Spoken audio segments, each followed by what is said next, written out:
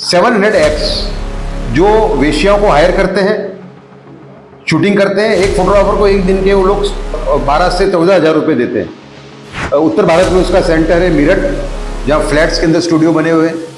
मध्य भारत में उसका सेंटर है बॉम्बे, और साउथ में है चेन्नई और हैदराबाद। 80% जो FIR जो होती है रेप केसेस की, उसके अंदर ये इन्वेस्टिगेशन, पुलिस के इन्वेस्टिगेशन में होता ही है कि इन्होंने ये देखा और किया। इसका रिपोर्टिंग नहीं करती मीडिया। जो नुकसान औरंगजेब, मोहम्मद तुगलक ने नहीं किया, अलाउद्दीन खिलजी ने नहीं किया, उससे भी बड़ा नुकसान आप लोग कर रहे हो इस तरीका का परोस के। 2037 के अंदर ही महान देश बन जाएंगे हम। आर्थिक महासत्ता होंगे, सैनिकी महासत्ता होंगे, हम वैज्ञानिक महासत्ता होंगे, पर क्या हम सांस्कृतिक रूप से कंगाल देश होंगे?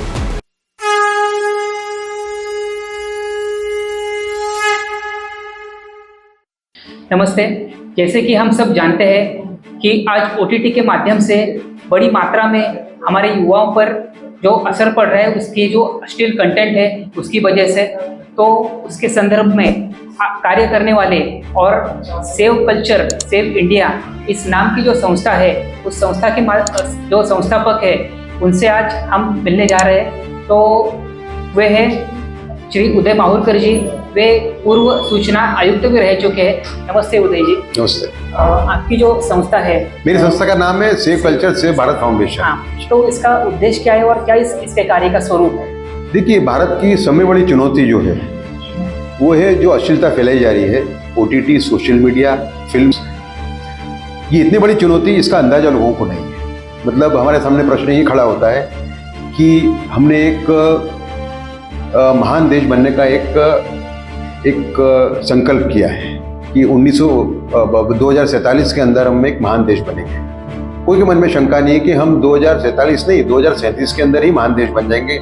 हम आर्थिक महासत्ता होंगे, सैनिकी महासत्ता होंगे, हम वैज्ञानिक महासत्ता होंगे, पर क्या हम सांस्कृतिक रूप से कंगाल देश होंगे? कारण यह है कि जो रेप के केसेस बढ़ रहे हैं, तो हमारा जो इन्वेस्टिगेशन है, हमने 8 रिपोर्ट्स इकट्ठा की है जो प्रूव कर देती हैं कि रेप का मुख्य कारण वो कंटेंट है। इस टाइप का कंटेंट लोग देखते हैं और उनकी नज़र बिगड़ती है और फिर वो बलात्कार करते हैं, है ना। 80% जो FIR जो होती हैं रेप केसेस की, उसके अंदर ये इन्वेस्टिगेशन, पुलिस के इन्वेस्टिगेशन में होता ही है कि इन्होंने ये देखा और किया। इसका रिपोर्टिंग नहीं करती मीडिया, समझा। फिल्म कैसी आती है? ससुर बहू का व्यभिचार, शिक्षक विद्यार्थी का व्यभिचार, पड़ोसन पड़ोसी का व्यभिचार, भाभी देवर का व्यभिचार, इस टाइप की फिल्म आई करती है। और कई OTT नहीं, फेसबुक पे भी आती है। ये मानता हूं कि समय बड़ा खतरा है। देखिए, साइकोलॉजी को आप पढ़ें, जो आदमी देखेगा वो करेगा। तो जब हमने भगवान राम की प्रतिष्ठा कर दी अयोध्या में, जब हमें भगवान राम की मर्यादा की प्रतिष्ठा करना है, उस टाइम पे इस टाइप की फिल्में आना, ये बड़ा खतरा है देश के लिए। मतलब इसमें हम बर्बाद हो सकते हैं। मतलब हम विश्वगुरु बनने की बात ही नहीं कर सकते अगर इस पे हम अंकुश न लगाए तो। और भारत का विश्वगुरु न बनना वो मानव जाति का बड़ा नुकसान है।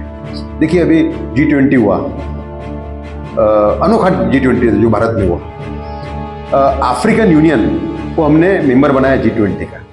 सबका साथ की भावना से ही भारत ने प्रस्ताव रखा था कि अफ्रीकन यूनियन को G20 की स्थायी सदस्यता दी जाए।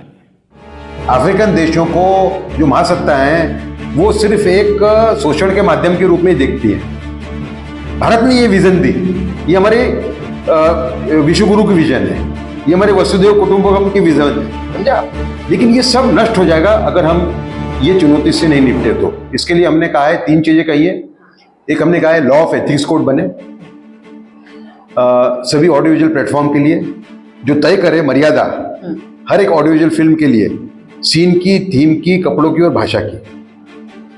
और अपने प्रियम्बल में ये कहे कि जो नुकसान विदेशी आक्रमणकारों ने नहीं किया, जो नुकसान औरंगजेब, मोहम्मद तुगलक ने नहीं किया, अलाउद्दीन खिलजी ने नहीं किया, उससे भी बड़ा नुकसान आप लोग कर रहे हो इस तरीका का परोस के। देखिए, आपको समझना पड़ेगा कि इतना देश का नुकसान किया विदेशी आक्रमणकारों ने, तो भी हम पुनर्जीवित हो सके। आज जब अलाउद्दीन खिलजी ने हमला किया महाराष्ट्र पे, तो सालों साल का काम, कई सेंचुरीज का काम जो संतों का था, एकनाथ, ज्ञानेश्वर, श्रीपाद वल्लभ, मेरे ख्याल से चक्रधर स्वामी भी हो गए, उसमें चांगदेव हो गए, इनका सबका काम 25 साल में निपट गया। लेकिन फिर भी छत्रपति शिवाजी महाराज का जन्म हुआ और हम उनसे बाहर निकले। और ये चुनौती ऐसी है कि इसमें अगर हम चले गए, हमको कोई बाहर निकाल नहीं सकता। इसलिए हमने कहा कि लॉ ऑफ एथिक्स कोड का अगर कोई उल्लंघन करता है तो उसमें 10 से 20 साल की सजा होनी चाहिए, 4 महीने में ट्रायल होगी, 3 साल तक बेल नहीं मिलेगी। कोई ने कहा कि 3 साल तक बेल नहीं, तो टेररिज्म का लॉ है, उनका कल्चरल टेररिज्म ही है इस टाइप की फिल्में परोसना। फिर वो लॉ के अंदर दूसरा प्रावधान हम ये चाहते हैं कि भाई जो भरोसा है ऑलरेडी मार्केट में डाला है वो भी उनको विड्रॉ करना पड़ेगा, नहीं तो वो जेल में जाएंगे। ठीक है। दूसरा हमने कहा है नेशनल कंटेंट कंट्रोल अथॉरिटी बने, इस कानून के भागरूप या इसके अलग है ना, जिसका काम, जिसको जुडिशियल और क्वासी जुडिशियल पावर्स हो, और उसका काम ही होगा कि इससे विभत्स कंटेंट को रोकना।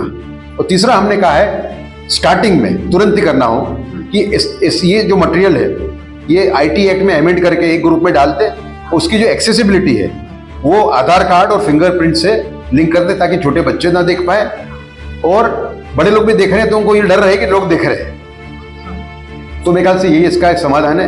पर मैं जो कहता हूं, मेरा जो प्रमुख जो बात करता हूं, ये करता हूं कि देश ने कई सारी प्रतिज्ञा ली गए 10 साल में। 10 साल का जो काल है एक सुवर्ण काल है भारत का, आर्थिक रूप से हम देखें, समझे आप?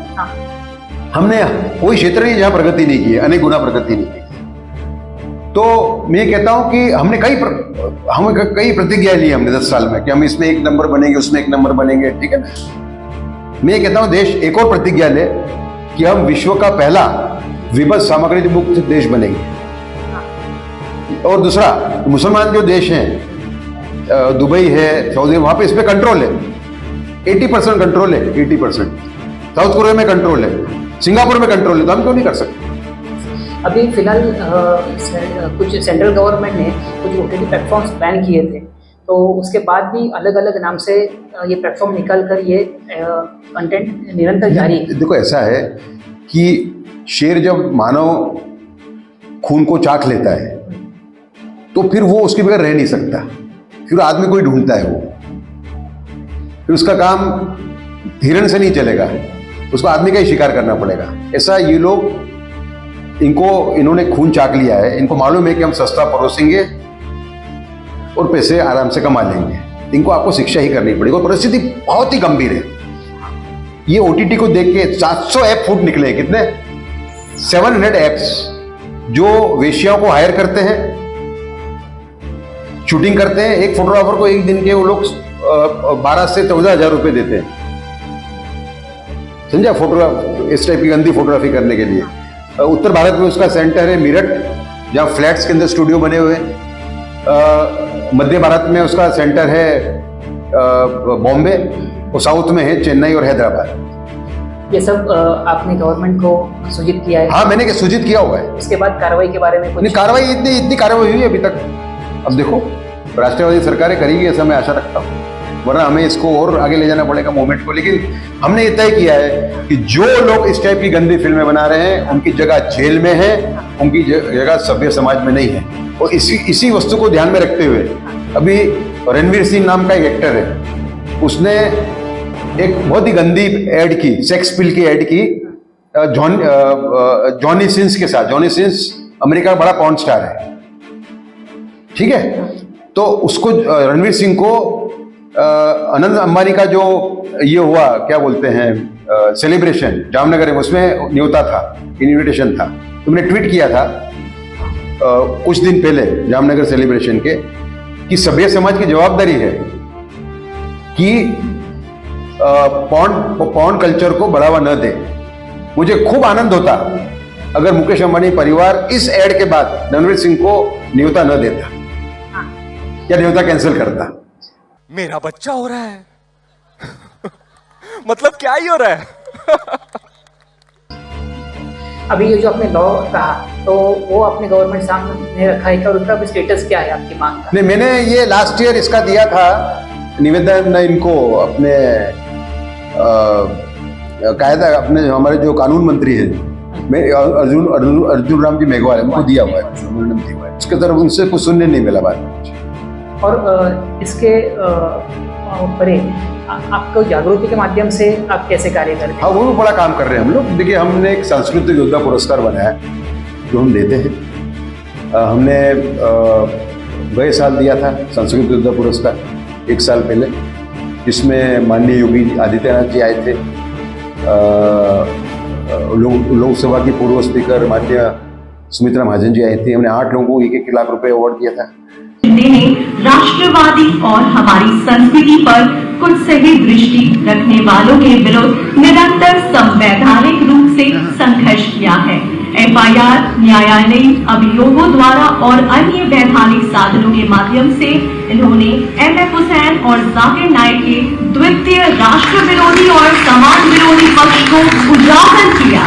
ये दोनों भारत के भागने की विवश हो गए थे और उन्होंने सांस्कृतिक मूल्यों के प्रचार हेतु बढ़ चढ़कर कई पुस्तकें भी लिखी है। बाद में ढूंढ के निकाला हमने कि इस मुद्दे पे कौन लड़ रहे हैं संस्कृति को बचाने के लिए। फिर हमने ये बात मैंने गुजरात के मुख्यमंत्री भूपेंद्र भाई पटेल से की। तो भूपेंद्र पटेल ने कहा कि ये काम तो सरकार का है, गंदगी रोकना, तो आप एक काम करो दे भाई, हमसे जुड़ जाओ, है ना, पैसे हम देंगे, आप हमें डायरेक्शन दीजिए, हमारे साथ जुड़ जाइए। और आपकी जो मुहिम है ना, तो उसको फिल्म सेक्टर के माध्यम से किसका आपको सपोर्ट है या? देखिए, फिल्म के अंदर तो हम ढूंढ रहे कुछ लोग जो हमसे जुड़े हैं, लेकिन फिल्म में बहुत कम लोग हैं इससे। मैंने आपको जैसे कहा कि सन्नू लियोन जो है वो कौन एक्ट्रेस थी, उसको उन्होंने लेजिटिमाइज कर दिया, वो सक्सेस नहीं हुई। ये बड़े बड़े स्टार उसके बाद फोटो खिंचवाते थे, शी वॉज पॉर्न एक्ट्रेस, ठीक है। तो मैं मानता हूँ कि बॉलीवुड का, ज़्यादातर बॉलीवुड का ये सब चीज़ों को सपोर्ट है पीछे से। हाँ, बिल्कुल। बहुत बहुत धन्यवाद उदय जी, आप हमारे साथ। नमस्कार।